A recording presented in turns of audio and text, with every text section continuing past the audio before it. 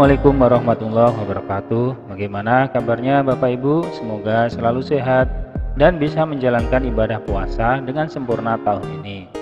Buat Bapak Ibu yang keluarganya sedang mengalami stroke, mungkin 3 jenis herbal ini bisa menjadi pilihan untuk membantu memperbaiki sirkulasi darah ke otak, sekaligus meningkatkan fungsinya.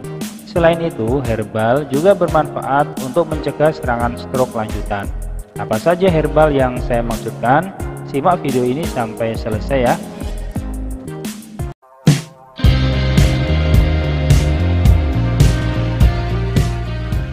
Stroke adalah kondisi medis di mana terjadi kerusakan otak dan kelumpuhan pada beberapa bagian atau berkurangnya fungsi tubuh pasien. Secara umum, stroke memerlukan pengobatan jangka panjang, baik secara medis dan secara herbal, supaya mendapatkan hasil yang maksimal. Selain obat-obatan yang diminum, pasien stroke juga memerlukan terapi secara rutin untuk mengembalikan fungsi tubuhnya supaya bisa lebih mandiri.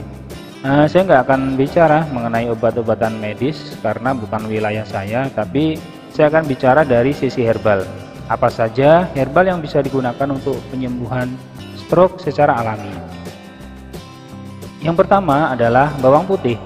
Sebuah penelitian mengungkapkan konsumsi bawang putih secara rutin bisa melebarkan pembuluh darah, sehingga bisa mencegah terjadinya stroke iskemik, yaitu salah satu jenis stroke yang terjadi karena adanya gumpalan darah yang menyumbat pembuluh darah otak. Tidak hanya bermanfaat untuk mencegah stroke iskemik, bawang putih juga baik untuk mengatasi berbagai macam penyakit kardiovaskular seperti jantung, kolesterol, dan tekanan darah tinggi. Yang kedua, kunyit. Ini juga sudah ada penelitiannya. Kunyit bermanfaat menurunkan kolesterol dan membantu mencegah penyumbatan di arteri. Dalam penelitian tersebut juga disinggung bahwa kunyit mempengaruhi mekanisme yang melindungi dan membantu regenerasi sel-sel otak setelah stroke. Yang ketiga adalah minyak kelapa murni atau VCO. Menurut penelitian, minyak kelapa mampu mengurangi kadar lemak jahat atau LDL dalam darah. Selain itu, minyak kelapa juga bersifat antikoagulan, yaitu mampu mencegah penyumbatan pembuluh darah yang menjadi penyebab penyakit stroke dan serangan jantung.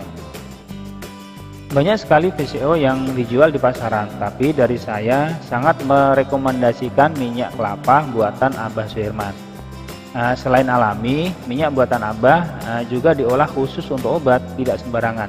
Pembuatannya sulit dan lama dan tidak ada jaminan jadi. Ini semua demi kualitas tertinggi dari minyak kelapa murni. Jadi, buat Bapak Ibu yang menginginkan minyak kelapa yang tertinggi kualitasnya, jangan lupa untuk minum minyak kelapa hanya buatan Abah Suherman. Selama konsumsi herbal di atas, obat-obatan medis bisa tetap diminum karena tidak ada efek sampingnya dan dijamin aman diminum bersama dengan obat dokter. Oke, selain obat-obatan herbal, pasien stroke juga memerlukan beberapa jenis terapi untuk membantu mengembalikan fungsi tubuh yang menurun. Yang pertama, yang paling umum adalah terapi fisik atau namanya refleksi.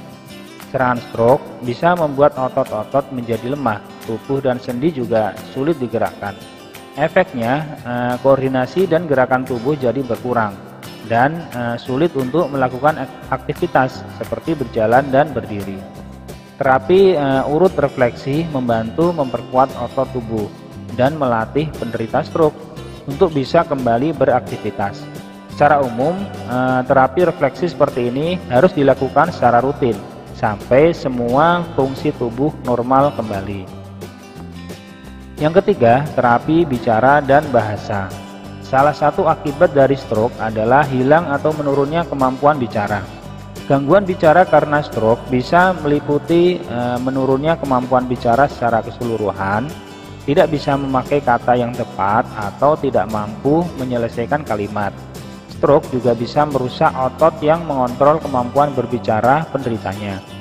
Terapi bicara ini bisa dilakukan oleh terapis yang akan melatih pasien berbicara dengan jelas dan runtut. Yang ketiga, terapi berenang di laut. terapi berenang dilakukan sekurang-kurangnya 3 kali seminggu, lebih bagus lagi kalau setiap hari. Dan sekali terapi waktunya kurang lebih selama 1 jam. Waktu pemulihan tergantung kondisi penyakitnya, paling cepat beberapa minggu dan paling lama bisa sampai 1 tahun. Selama terapi, pasien harus dibantu keluarganya, idealnya 4 orang. Proses penyembuhan dalam air merangsang saraf sensorik dan juga merangsang sel-sel otak. Anggota tubuh di dalam air juga lebih mudah digerakkan dan dilatih kelenturannya. Terapi ini latihannya dapat dilakukan secara bertahap sesuai dengan kemampuan pasien. Oke, dengan 3 jenis terapi ini kalau dilakukan secara rutin, insya Allah pasien bisa pulih lagi, normal lagi seperti semula. Jangan pernah patah semangat dan terus berusaha, karena pada dasarnya setiap penyakit sudah ada obatnya, hanya kita wajib untuk ikhtiar. Saya akhiri, semoga bermanfaat dan semoga Bapak Ibu sehat selalu. Assalamualaikum warahmatullahi wabarakatuh.